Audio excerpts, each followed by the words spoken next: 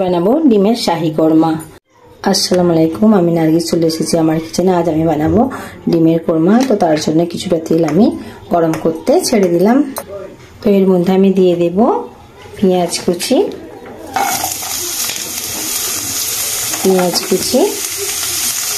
এটাকে হালকা করে ভেজে নেব। এর মধ্যে দেব কয়েকটা আদা রসুন। আমরা সাধারণত কোরমাতে লঙ্কা দিই না, তো তবুও আমি একটু ফ্লেভার বাড়ানোর জন্য দুটো কাঁচা লঙ্কা দিয়ে দিলাম। দিয়ে এটা কিছু সময় ধরে ভালো করে একটু ফ্রাই করে নেব। দিয়ে এর মধ্যে দিয়ে দেবো কয়েকটা কাজু। এগুলো একটু ভালো করে ভেজে নিয়ে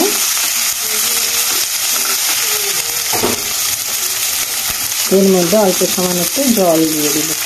দিয়ে এটাকে ভালো করে ভাপিয়ে নেব। এটাকে অল্প সামান্য জল দিয়ে ভালো করে ভাপিয়ে নেব। তো এটাকে আমি একটা পেস্ট বানিয়ে নেব, মিক্সিতে পেস্ট বানিয়ে নেব। তো এর মধ্যে দিয়ে দেব আরও কিছুটা তেলটা আমি গরম হতে ছেড়ে দেব। তো আমি একটা পেঁয়াজকে বেরেস্তা বানিয়ে নেব। তার জন্য পেঁয়াজটা অল্প আঁচে মিডিয়াম টু লো এর মধ্যে আমি দিয়ে এটাকে ভালো করে লাল লাল করে ভেজে নেব। একটু আমি হালকাভাবে নাড়াচাড়া করছি। বেশি জোরে আঁচ দিলে বেরেস্তাটা পুড়ে যাবে আর মচমচেও হবে না, তাই আমি মিডিয়াম ফ্লেমে দিয়েছি। বেশি জোরে দিলে আবার পুড়ে যাবে। এভাবে বেরেস্তাটা বানিয়ে নেব। তো পেঁয়াজটা বেরেস্তা হয়ে গেছে, আমি এগুলোকে তুলে নেব।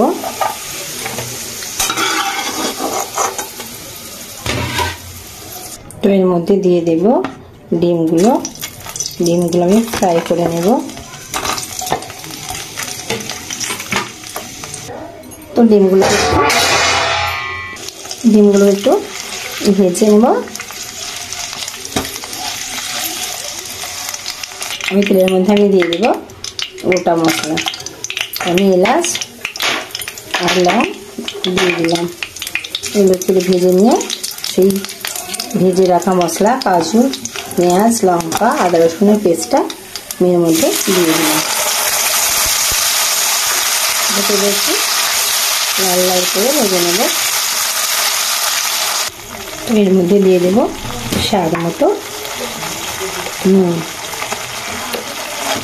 ভালো করে কষিয়ে এর মধ্যে আমি দিয়ে দেব টক দই, হাফ বাটি টক দই।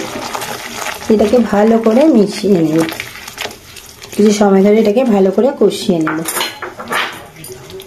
এর মধ্যে ভেজে রাখা ডিমগুলো দিয়ে দেব।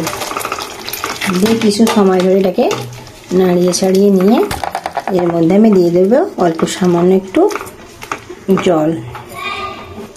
তো সেই মিক্সি ধোয়া অল্প একটু জল দিয়ে দিলাম। দিয়ে কিছু সময় ধরে এটাকে ফুটতে ছেড়ে দেব।